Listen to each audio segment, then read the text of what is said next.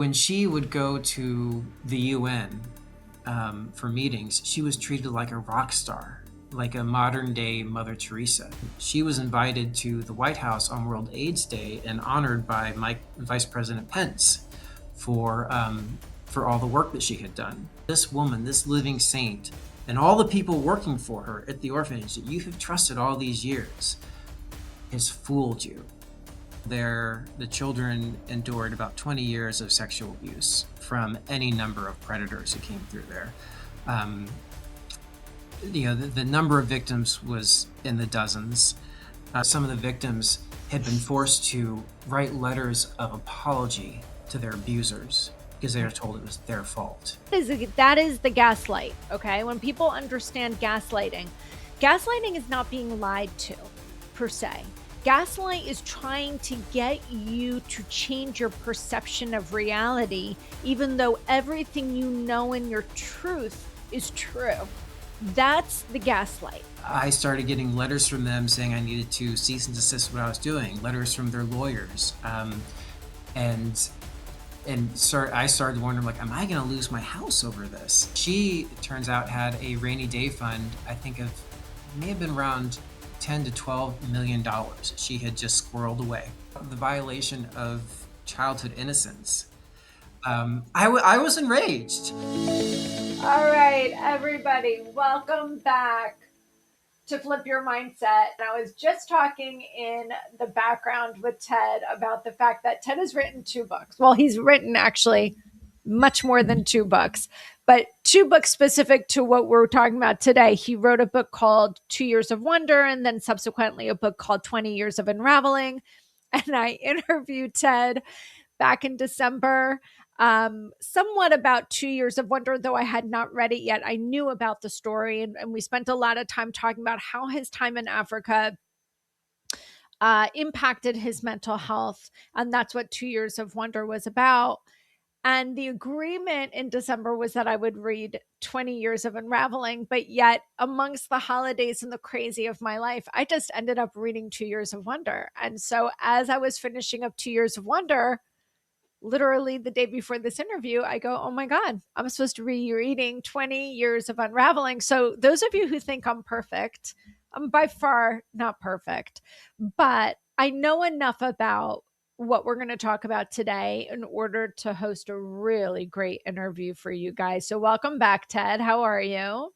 Great, thanks for having me. I'm so excited to have this conversation. So, guys, as a recap to our last episode, of which the link will be in the show notes, Ted spent many years in Africa, which I'm going to let him talk about, working with young children who were in orphanages that had been housed there because they had family members who could no longer take of them because of the AIDS and HIV epidemic. And 2 Years of Wonder, if you're really looking for a soulful book, is a very, very soulful book. It is a challenging book to read, only because you have to open your eyes to the atrocity of how, you know, too many people are not having their basic needs met in this world. And Ted, as someone who was working with these children and these families, had to watch this and live in this and marinate in this for a long enough part of time that when he came back from that, it was really challenging to kind of reacclimate to, I'm going to put quote unquote civilian life. 20 years of unraveling, in addition to an article that was written by Rael Ambor in the Washington Post, talks about what kind of is the tipping point of the end of 2 Years of Wonder. So the end of 2 Years of Wonder and the afterward, Ted starts talking about the fact that after he's come back and he has found a way to incorporate him back into American life, he's asked to be on the board of an organization that is called Rainbow, correct? I call it rainbow in the books. Yes, that is a pseudonym I use for the actual organization. Okay. So, Ted, let's start there. So, at the end of 2 Years of Wonder, you've taken us in that book through kind of a duality. Some of the chapters are really focusing on the lack of human needs being met in Africa, and what you're witnessing and how you're holding space for these children and trying to make their lives the best that it can possibly be. And then also sometimes we're kind of tipping back into you being in Georgia while you're at Georgia State and having, basically a mental breakdown, and not really, is it fair to say you really didn't understand why at the beginning? Like, did you know the through line between what you had experienced there, right? Like, you didn't really truly understand that this was like a PTSD kind of situation. I didn't, and it actually took having that my hospitalization for depression to put things all together. And writing the book itself, 2 Years of Wonder, was a way to give it shape and maybe Yeah. find some purpose in it as well, because I could advocate around mental health, but also get the story out about some of these young people. Yes, which you did. And it was, again, incredibly inspiring to read and incredibly challenging to read, just because no one human being should have to endure what any of these people are enduring. And we're talking about both the adults, the parents of these children, and these children. It's really quite awful. In the afterword of the book, you talk about being contacted by this organization asking to be a part of their board. Can you talk a little bit about that and why they were asking you to do it, and more specifically why you chose to do it? Right. The period of time I was at the orphanage was 2002 to 2004. Um, and it took me almost 10 years after that to really process everything I'd been through. After 2004, I went on to get my master's in public health at Emory, and I started working professionally um, in the world of development, child protection, for organizations like CARE and World Vision. I work closely in partnership with Save the Children and UNICEF. So I kind of became a subject matter expert. Like, it became my job, working on these issues. Um, and so it in some ways it kind of surprised me that the board of directors of the orphanage didn't invite me sooner to be on the board, um, because I knew that they didn't have anyone on their board who had some expertise, some professional expertise in the field. So when they finally asked me in 2019, "Hey, can you would you be interested in joining our board?" There's a part of me that feels like, yeah, it's kind of about time. Yeah. I'm well placed. I've lived there. I've kept in touch with many of the young people, many of the children who've grown up into young adults. And at that point, I had written 2 Years of Wonder about my experience.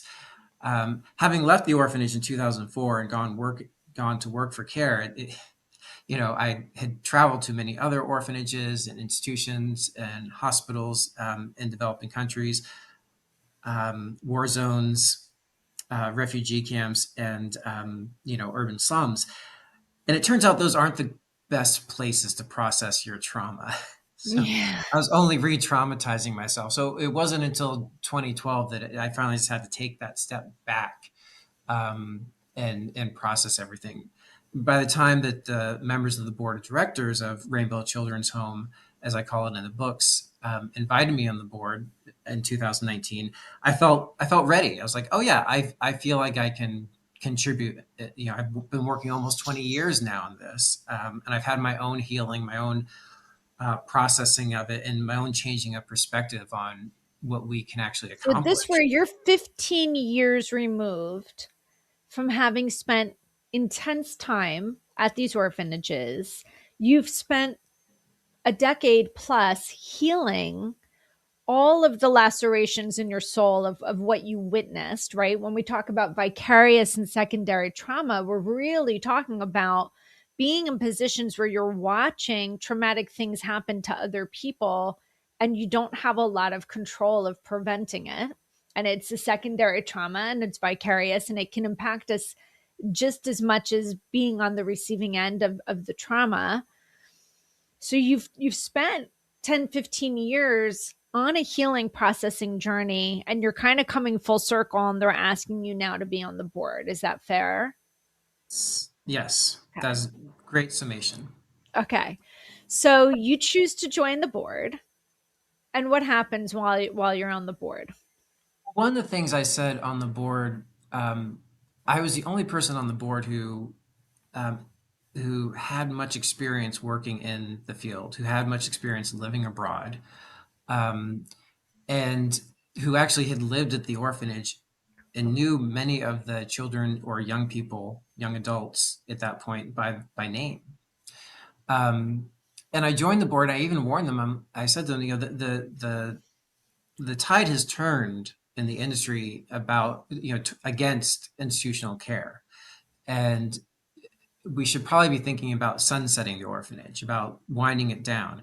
At that point, the organization had grown into um, a multi-million dollar organization that was supported by USAID. But most of the growth had been in the community-based program, which is where the field had gone. Recognizing that it's better to support these children and their families or extended families in their communities as opposed to Mm-hmm. in institutions. And all the science shows that that's healthier and more sustainable. Right. So I was, and the folks on the board some of them had started to realize that, and they also had realized that their own donor base of kind of just friends of the founder, they were graying out, they were getting older, they're passing away, and they realized they needed to make the transition to be a more professionalized organization. I mean, they're already getting USAID funds and supporting almost 10,000 children and their families throughout the Nairobi area. So they needed to make that transition. And one of the things that I knew was going to be really important to make that transition more formally was we needed to do a baseline survey of all the young people who had matriculated out of the home. Because I just knew anecdotally a lot of them weren't doing well. And I knew that if we were going to approach more donors such as USAID or foundations such as the Gates Foundation, we need to have our house in order. We need to be able to say, these people these young people who've been part of our organization for almost 30 years now, because the place was founded in 1992. We can point to them and say they are successes. Um, and as I said, I knew that some of them were struggling, and I wanted to be able to document Right. that. Um, and so I said that's where things needed to start. So that's that. And since that had literally been my job, I, when I worked with care organizations like Save the Children, I pretty much volunteered to do it and started surveying the young people and doing in-depth interviews with them. And when you did these in-depth interviews, what did you uncover? What I uncovered is that after I had left, and even unfortunately, some of the time I had been there, but most of this happened after I left. Um, the young people there, the children, endured about 20 years of sexual abuse from any number of predators who came through there. Um, the number of victims was in the dozens, and the number of perpetrators was, I mean, I don't even know if we ever got complete count. And as the organization had grown and had children that were in the community-based program and children that were in an intergenerational village, there were more allegations of sexual abuse coming from those branches of the program as well. I had the closest personal contacts with the young people who had grown up in the orphanage. So that's where I was getting most of my data and most of my interviews and people actually giving me their stories. But I kept getting more and more allegations and more cases popping up throughout the organization. So I have so many things running through my mind. And the first thing I'm running through my mind is this guy's just did 10 to 15 years of soul searching and deep processing to really work through post traumatic stress. And now you're in a position that would dysregulate anyone's nervous system on a good day. Even the most basic nervous systems would be in an alarm state when they're starting to uncover these crimes against these children. So, the first question that I want to ask is, what were you able to do to keep yourself, or were you even able to keep yourself somewhat grounded as you began to uncover these allegations? It was awful, um, but um, but I never relapsed into depression. Okay. And that's the spoiler alert. Like Yeah. I'll jump to the end in the sense that um, it was because of my experience with depression. It was because I had been hospitalized. It was because I had done that work. I had tools. I had Right. tools to deal with the stress, and not that it wasn't stressful, No. uh, but I also had, and something I learned kind of in my healing process, and even my time when I was living at the orphanage, was there's this balance I always had to strike of, sure, this is hard on me, but I don't want to misplace my pity because it's hardest on the people that this has happened to.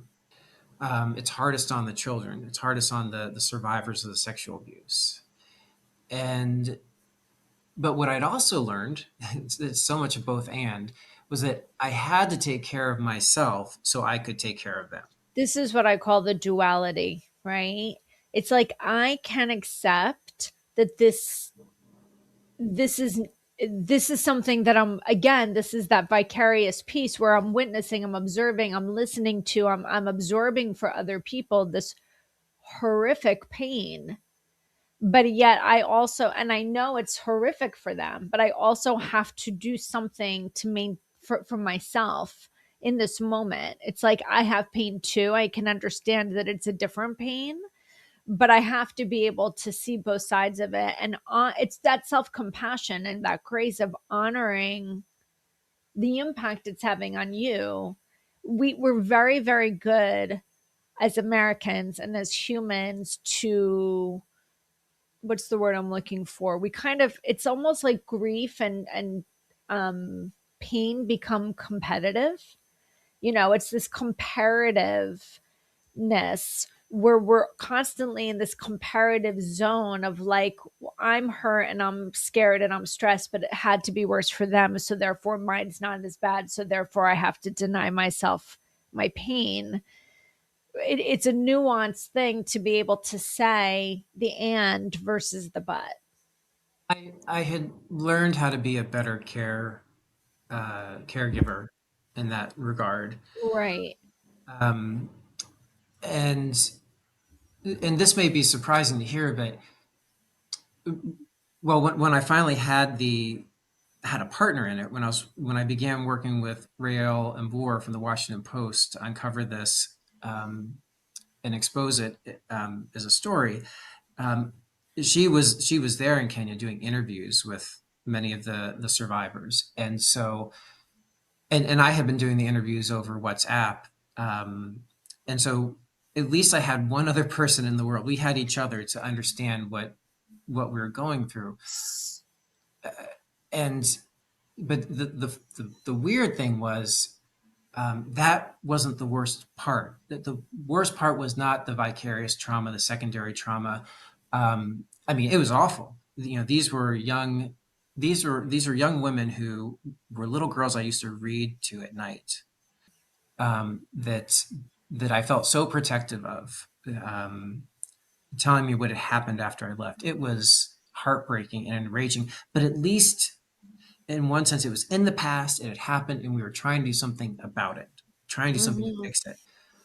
And I lost sleep, I grieved, I cried, all that. But the worst thing, the harder thing was when I came forward to the people who I thought would want to do something about it, to the board of directors of the organization. And I said to them, this is what I'm hearing.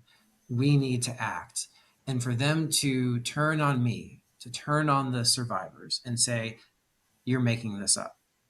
The people who I thought would be my partners in this who had been part of this organization for 30 years, some of them, who had founded it to help these people, help these young people, suddenly turn against them and turn against me. Um, that was even worse because that was something that was a future threat.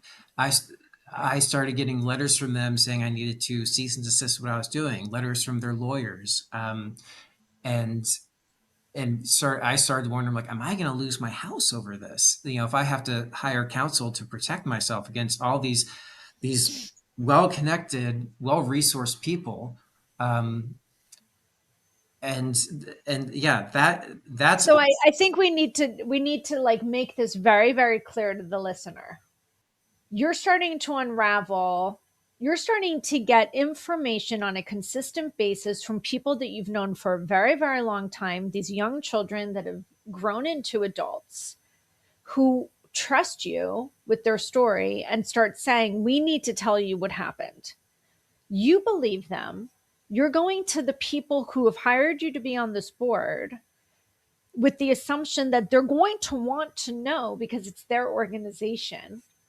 And they're saying, we don't want to hear it. We're going to squash it. We don't believe you. They're not even interested in investigating this. Is that fair?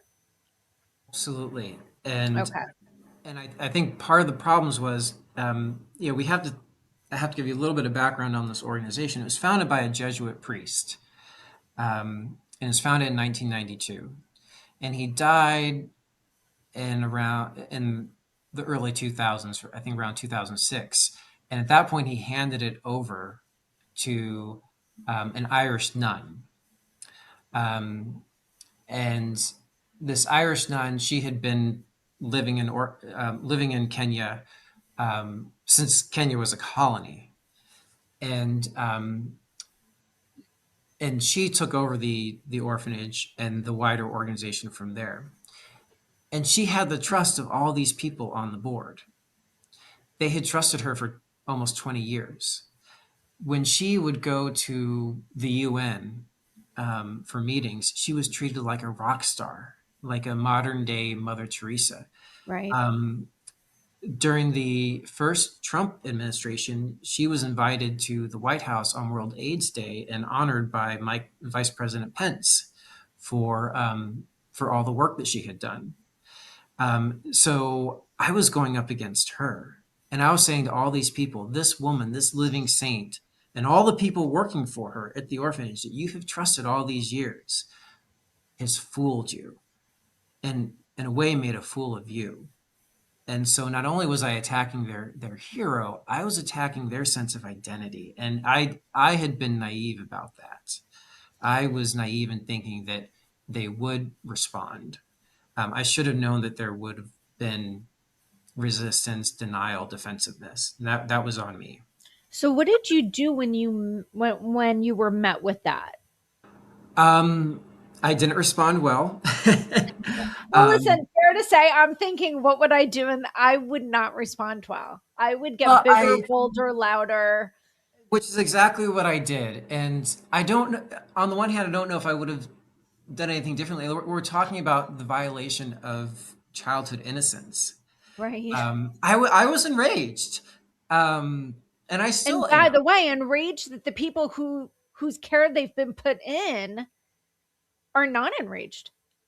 Oh yeah, yeah. The sister, the nun who's been running the place, knows about this and has been covering it up. For her, it would be worse. The institution had become, and the perpetuation of the institution and the people who are benefiting from the institution, like herself, and all the status that came with it, that had become more important than the actual mission. That had become Eh, more important than the actual beneficiaries, the actual children. Right. So you mentioned Rael Ambor. So So Rael Ambor is a journalist at the I want to say Washington Post. I know it's not the Washington it is. Post. It's the If Washington it is Post. the Washington Post. She Okay. she she was Rael still works in the Nairobi bureau of the Washington Post, and I approached her in the Nairobi bureau chief, whose name was Max, and I approached him and I said, Max Barak. And I said to him, "This is what's happening." And the orphanage is very famous in Kenya. They both knew it. The problem was Rael knew it too well. Now at this point, Rael had done stories on exposing scandals in the Kenyan military, um, and she had exposed corruption in the Kenyan government. She covered incredible stories, some at great risk to herself. Right. And Max said to her, "Hey, we've got this guy. I think he's a credible source. He has a story that really deserves to be told." And he said, "But it needs to be investigated by you for many reasons. You're a woman, you're Kenyan. The survivors will want to speak to you." And Riel flat out said no. She said, "No, I'm not going up against that organization. I grew up in Kenya. I know how big that organization is. I know how well connected it is. I know that the sister running it has connections to the White House and Congress. I know that they have political friends in Kenya. It's too dangerous for me." And so Max, kind of being the bureau chief, but knowing he couldn't investigate it because he's a American man, didn't have wouldn't be able to build rapport. All he could do was just continue to forward to Rael my messages, because more and more information was coming out, and I had more and more what I considered examples of how, like, the board of directors was covering it up or refusing to look into it, enabling all this abuse. And so I just kept forwarding it to Max because he said, "Well, just keep forwarding it to me. Maybe we'll take it up." And in the meantime, he's forwarding it to Rael, saying, "Hey, it's it's the There's Rainbow more Children's Fund evidence. guy. This guy," and she kept saying, "No, no, no."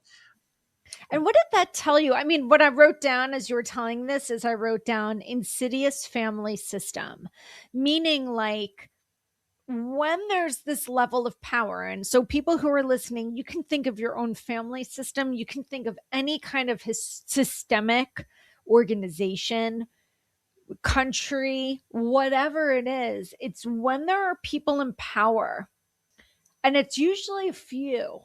It's not wide. It's usually just a few and deep, where there's this creation of power and yet some fear of, if you go against this power, it's a real threat to your life. And so they get more power because no one's willing to go up against the core, right? um and this is how these things live, and I wrote down insidious, like they're just these organisms that can continue to grow and thrive even though people around it know what's happening, but they almost assume or feel as though they're powerless, and if they were to bring it up, it would be at great risk to themselves. Well, you're right in the sense with Rael. It was a risk to her in that respect. And I like this idea of family systems because what I've also seen in family systems is you have the core family and they know the truth of it. They That's may correct. know they may know how messed up things are the on the inside. But then you have all these people on the outside who see the facade, Right. and people become invested in that facade.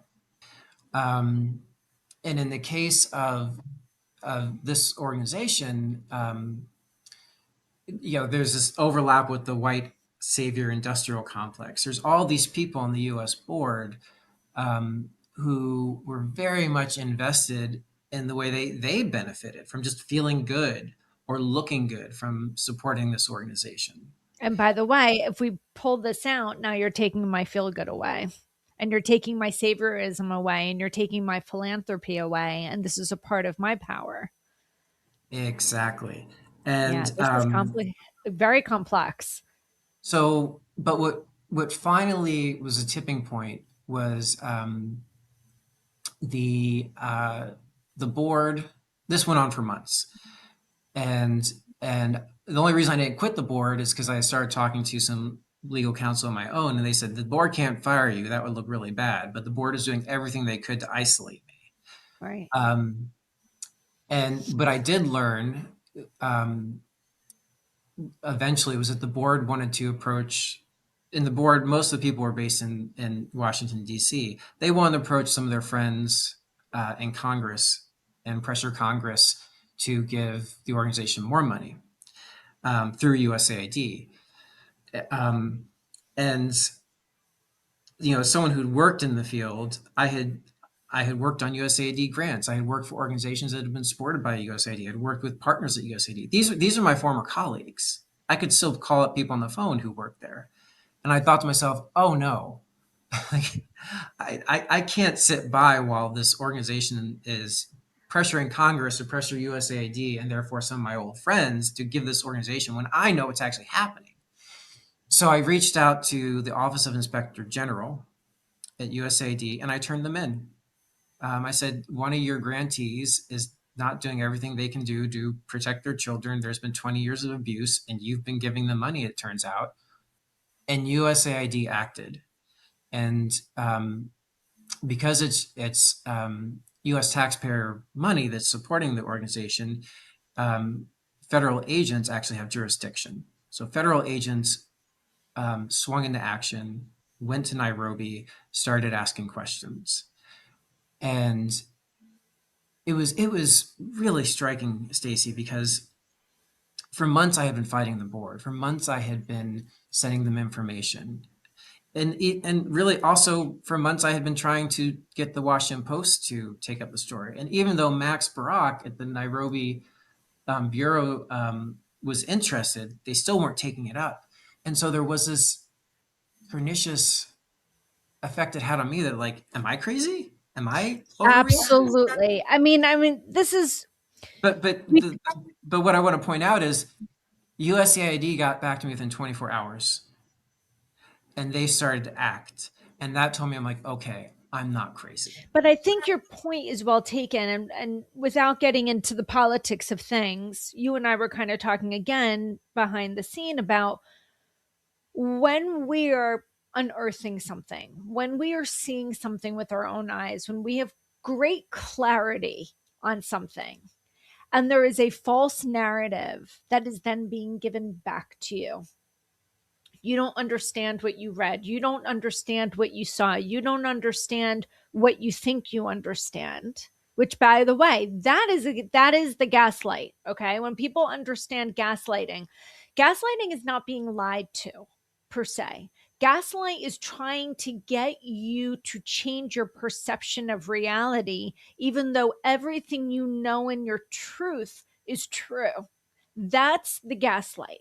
So when you are being gaslit, everyone I know, myself included, the first thing you're going to start to say is maybe, oh my God. I mean, everyone is telling me like maybe my perception's wrong. Everyone is telling me maybe I'm just exaggerating this. Everybody is saying maybe I don't understand. Maybe I don't. Because there's a lot of them and there's only one of me. And anyone who's ever been on this receiving end of a gaslight goes through that self-questioning, and that's the design, right, is to get you to start to question yourself. That is a level of psychological terror that unless you've endured it, you don't really understand it. And so now you are in the gaslight of a large powerful organization, and it will make you stop and pause and say, well, shit, before I go any further, I better make sure I really do get this. All I had to do was look at the transcripts I had taken. Um, and sadly, not all the transcripts were first person. Some of these cases were of kids who had committed suicide Right. because they had been gaslit by the organization. They had been told, some of the victims had been forced to write letters of apology to their abusers because they were Right. told it was their fault. Right. Um, I it was hard. It was impossible to go back and look at that and to think that. But still, I think there's this, at the same time, it's like, why don't these people get it? And I even presented them with some of this evidence, and some of them won't even look at it. Yeah. So when USAID got the federal agents come in there, Finally, the board had bigger problems than me, Right. and they laid off me. And then, of course, you have this third party coming in and documenting, and also shaking the shaking the chain of the purse strings and saying we're going to defund you. Suddenly, the board had to pay attention. Um, and more importantly than that, there was a paper trail, because part of what the federal agents did is started to involve the Kenyan authorities, and their, which I had reached out to them as well, but again, they're Power. incredibly, yeah, and also just underfunded and under don't have enough personnel to follow up. So so suddenly there was this official paper trail. Suddenly, the Kenyan board versus the U.S. board, and there's people scrambling to cover their butts, and there were the potential of lawsuits, and people were started going to court. Again, more paper trail. That's when Rael at the Washington Post said, "Now I can take this story." I find it fascinating, and I'm so glad we're talking. I'm actually so glad I didn't read the book yet. It's upstairs next door. It's like right next to my bed. And I was like, which one am I supposed to read? 2 Years of Wonder? Okay. But the other one is sitting right there. Um, but I'm almost glad I didn't read it because my questions are truly the same questions that the listener is going to have, right? Like now I'm so deep in it. So now Rael is taking on this story. And my guess is there's a sense of her not feeling nearly as vulnerable because she knows there's another power entity in this triangle, if you will, which is USAID the and the federal agents, correct? Right. So now she doesn't feel like she's the most vulnerable target if she's going to start to expose it. And actually, the proper targets are becoming the targets. The people who actually Right. either did the abuse or enabled it, and they're starting to get heat. And so, and they're getting heat from the official authorities, and because they're getting heat from the authorities, Rael's not going to be the one getting as much heat, so she can start reporting on that. And I respect that. I mean, reporters get disappeared in Kenya often, and yeah, I totally understood that. I totally under, Yeah. and so it was on, in some ways it was on me to try to facilitate her being able to take the story, and she did an amazing job. You essentially, for all intents and purposes, became a chief informant. You became a whistleblower. And again, I'm thinking to myself, this is a guy that has really done the work on his nervous system, on his mental health, on his psychological state. How are you surviving from a mental health perspective this whole ordeal? It was not easy, and it was not easy on me or Rael. There were times Rael felt completely overwhelmed, Yeah, I bet. and she would have to take time off from the story, and I that's one of the reasons the story took almost 3 years to publish. Wow. And I understand. I understand because I was facing it too. Um, it wasn't. I've mentioned that I had tools from my previous hospitalization and recovery from depression, and I was able to use those. And that included making sure I could talk to a therapist, making sure I had a community around me that was supporting me. But it still took its toll. I had And terrible physical, as a problem sleeping, problems with my GI tract. right. Um, But all of is that. it fair to say that this go around, you actually knew what was happening to yourself? Meaning, it's not that you're broken, it's not that you're crazy, it's not any of the, not that you have a mental illness. It's okay, this is stressful. My body does not feel safe. I understand my nervous system. I understand my parts. Like now you have all these data points to be able to say, am I resourced enough or am I under resourced with regards to my mental health? Absolutely. It's the only reason I was able to do this. And the other piece of it was, so many of the young people, even the young people who maybe weren't abused, but just were struggling with, you know, growing up in an orphanage, these kids had already lost their family. They already had a chronic, possibly fatal disease.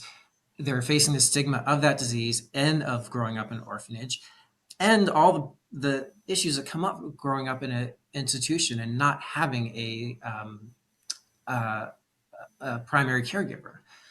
So all these kids were dealing with, the kids, young adults now, were dealing with issues of mental health. And there were way too many deaths of despair, even from some of the young people who weren't sexually abused. And the fact that I could talk about my own depression and my own journey around mental illness actually was one of the things that allowed me to connect with them at this time. Mm, And when I was able to say to them, yeah, I was so depressed, I wanted to die too.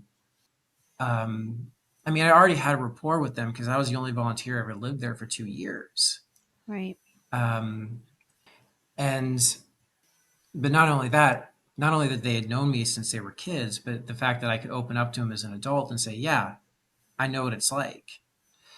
Um, I think that really facilitated building that trust that they had lost in a lot of people and a lot of men. I mean, there's a lot of female survivors who trusted me with their story. And when you think about who abused them, that's kind of extraordinary. It is extraordinary. And I think, again, because I did read 2 Years of Wonder, I have such a better depth of understanding of and I know that you couldn't cover every single kid's experience, and you couldn't explore the depth, the heavy depth of every single experience. But even the depth that you were able to go in 2 Years of Wonder, it's just the ability to trust anyone would be fractured. These kids have had rupture after rupture after rupture of consistency and predictability, and the people that they love are dying, and then the people that are caring for them are dying. And I mean, it's just no person on the planet, no human being should have to experience anything. And you had mentioned earlier, like, you were uncovering this mystery, this crime, and what I had said to you was they've lived a whole crime against humanity their entire lives. And I think this is what, I understood. I mentioned to you off camera that I had a friend that also ran an organization in Africa for many years. And, what was so very, very clear is that those who are most vulnerable are the biggest target. Those who are most vulnerable, that have gone through the most pain, are the ones that are being targeted for further pain for a variety of reasons. How much can one human body handle as far as stressors and threats and just attack, really, whether it's a physical attack from an offender or a physical attack just from being ill. It layers, and that's why So people many have layers. complex trauma, complex PTSD.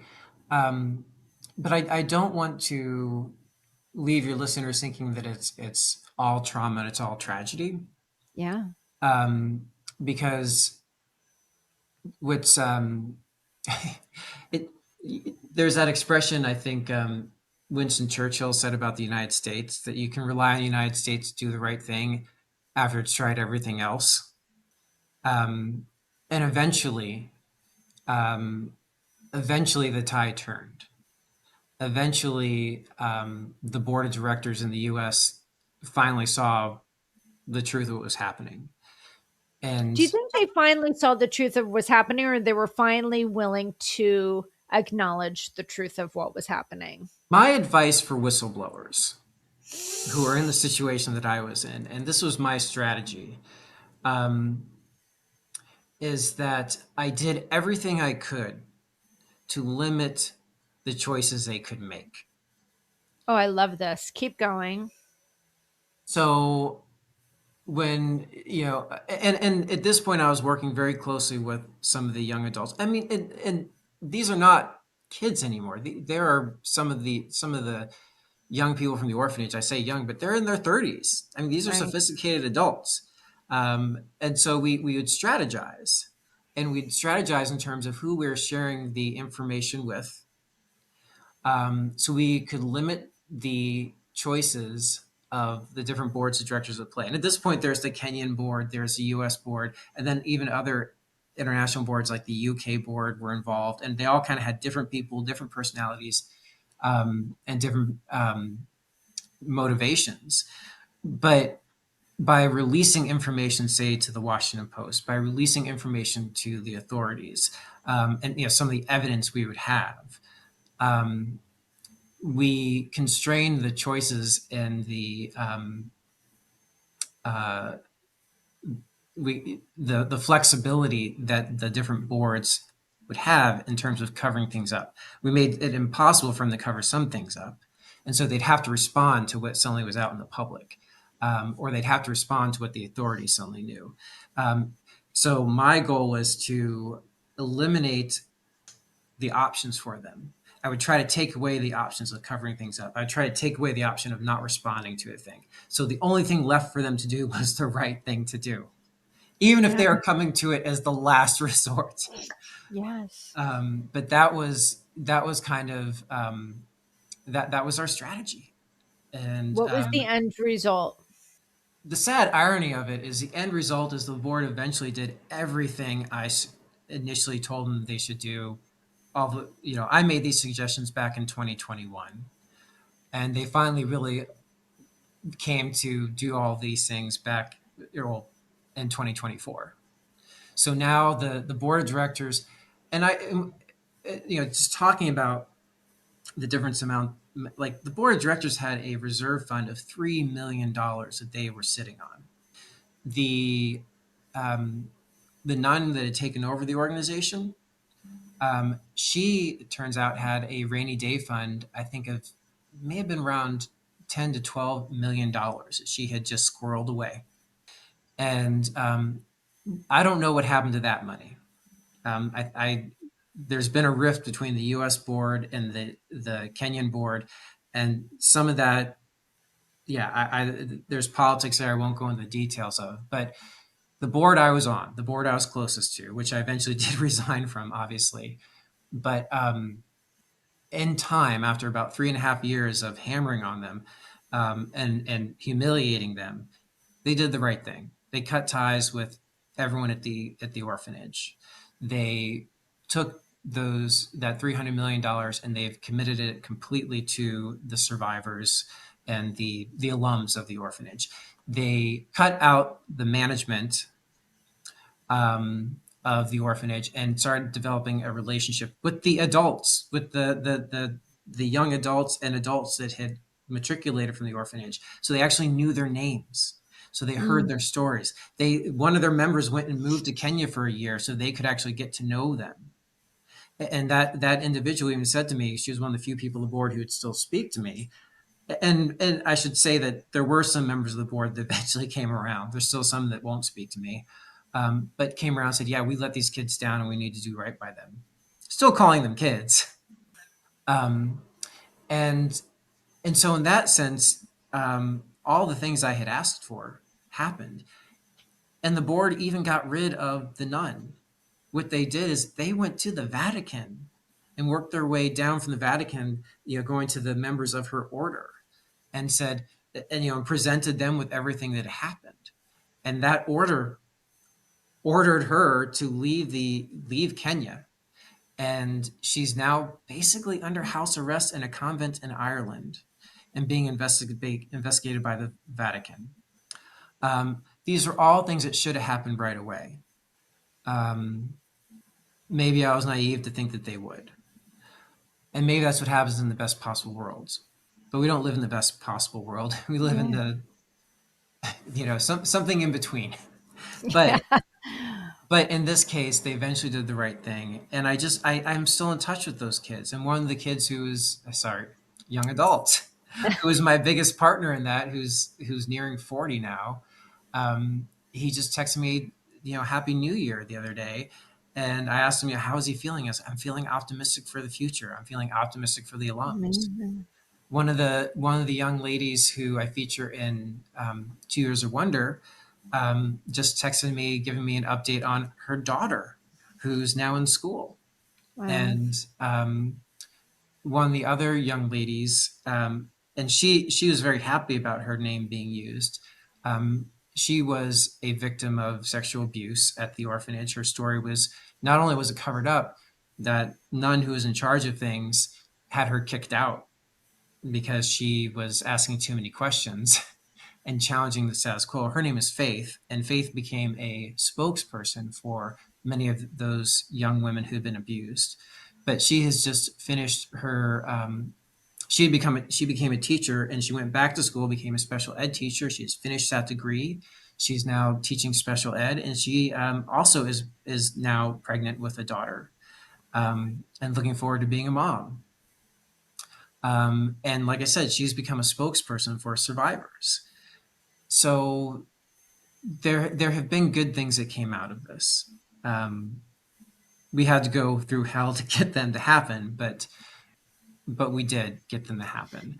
Looking from the outside and thinking about what it felt like when you arrived there in 2002, and here we are 23 years later, and this journey that you have taken, what do you think the purpose of it all was? You know, that's a great question for me because I'm one of these people who always says that life doesn't owe us happiness, it owes us purpose, which is a Viktor Frankl quote. Yeah, I love him. Um, I think we have to find our purpose. And for me, the meaningful purpose has been to serve others and to serve my community. And the byproduct of that, of course, has been satisfaction and at times happiness. There are times that I haven't been happy doing this, but even though I wasn't happy, I still had purpose. And Mhm. I would trade that happiness for that purpose. That's why I kept at that, because the purpose is actually more important than the happiness. And and that gave me direction. And I guess, you know, it was just staying focused on that purpose of trying to be in service of something bigger than myself. Yeah. And I would not have known what that would look like when I first moved there when I was 22 years old. I mean, that's how it's going through my head. I'm like, you're going there as this naive kid, and yet 20 years later become the confidant that so many people come to. There's this deep relationship that you built in 2 years with this community of children that, as you mentioned, are no longer children, where you became the person that they could trust, and you became the person who could be the conduit to the ringing of the bell. I think I think the hope is that we can, if we are so inclined to go into these positions of trying to help, even though trying to help has its own complexities and issues and codependencies, all that.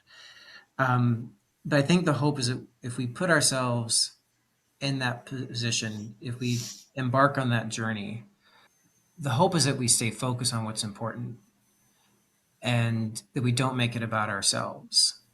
And I think for the people who really failed in this story were the people who lost sight of the real purpose, who started Mm-hmm. thinking about how it served themselves.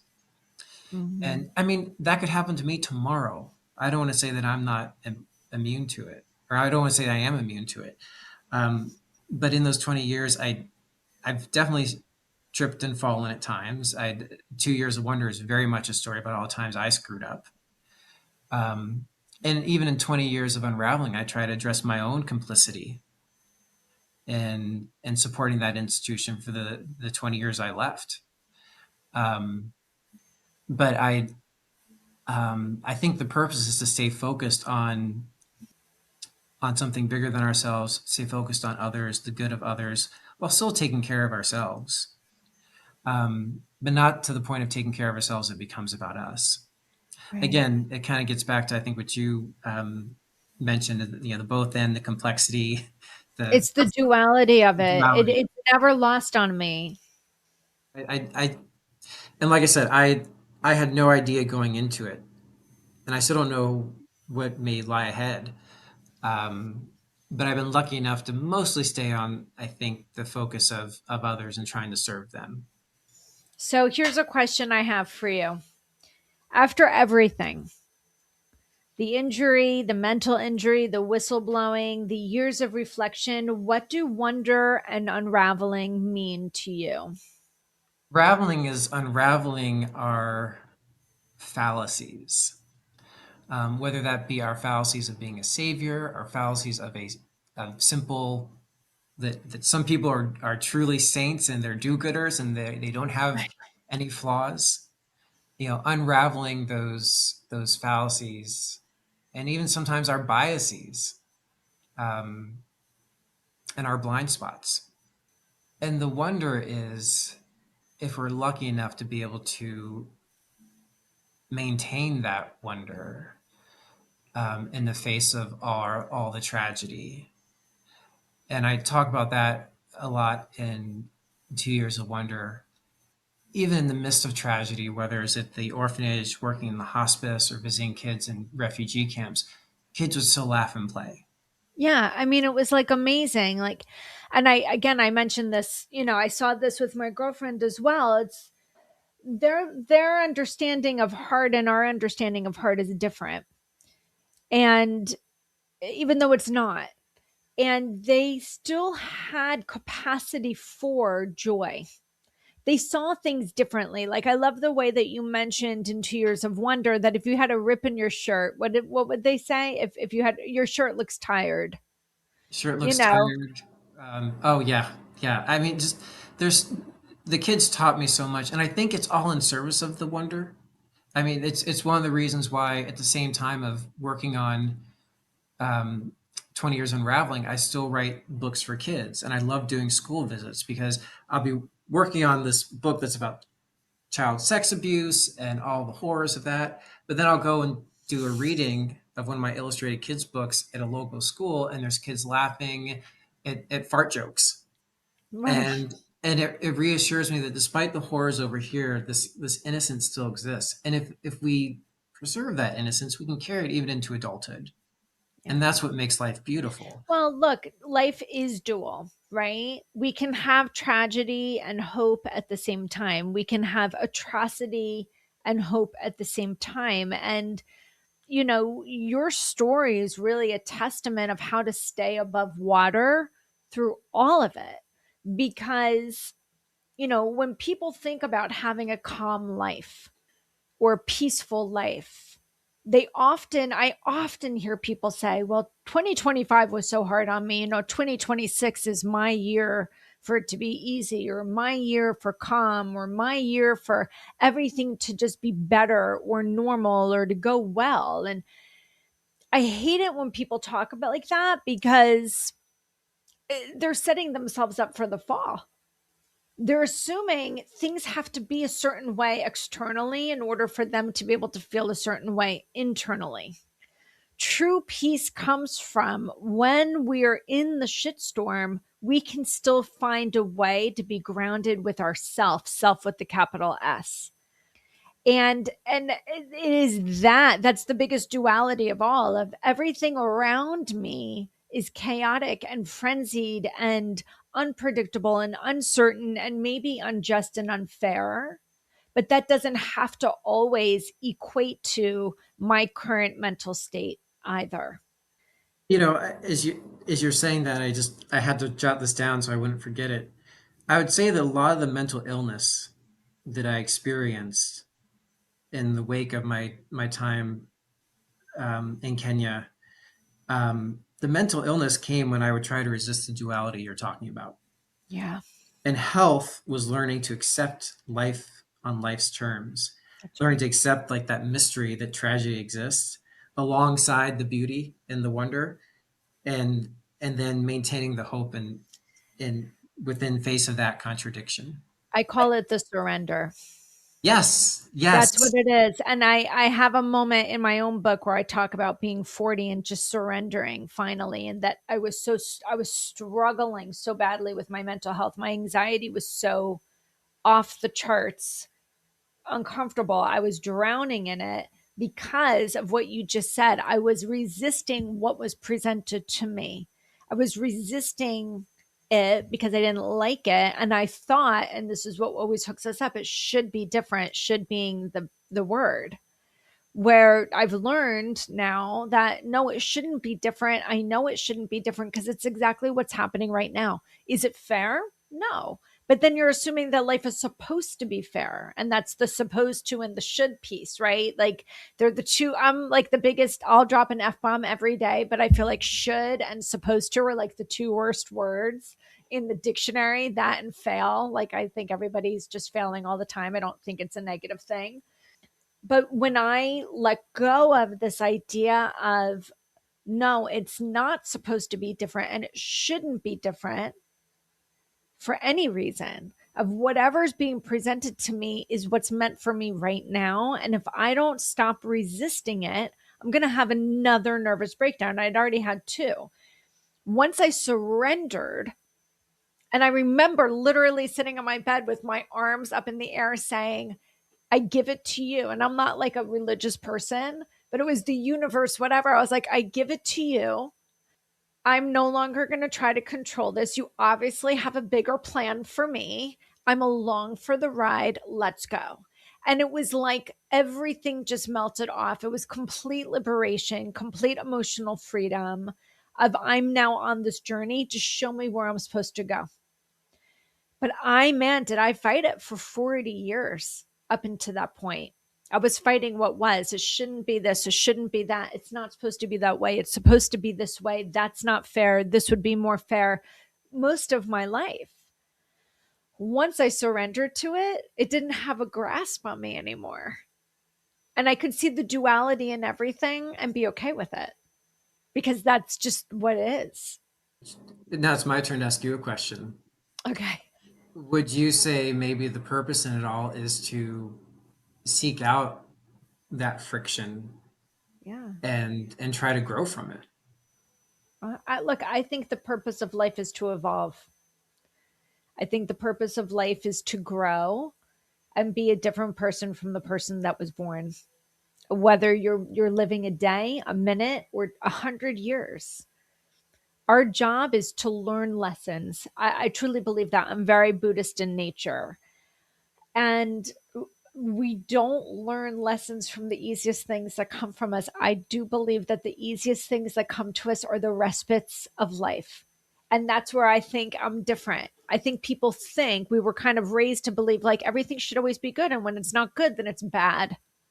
And I don't see it that way. I believe that life is just a series of experiences that are divinely divine, like designed for us. I don't label them good, bad, negative, positive, right, wrong. They just are. And we're going to have this. And our goal is to ride the wave. And I think there is duality in everything. And I think that when people fight the hardest things that are happening to them, they don't understand that they're fighting their greatest gifts because you're not going to grow and evolve and transform as a human unless you have challenge in order to find resilience. It's like taking coal and making it into a diamond. Like the greatest lives are the ones that have been lived through pain so you could learn something and shift and grow and evolve. The worst thing is when you have pain and you stay in the pain. I There's nothing I can add to that. If I did, it would be mansplaining. All right. Guys, this is amazing. Now I'm going to go back and read 20 Years of Unraveling and sitting on my bedside table.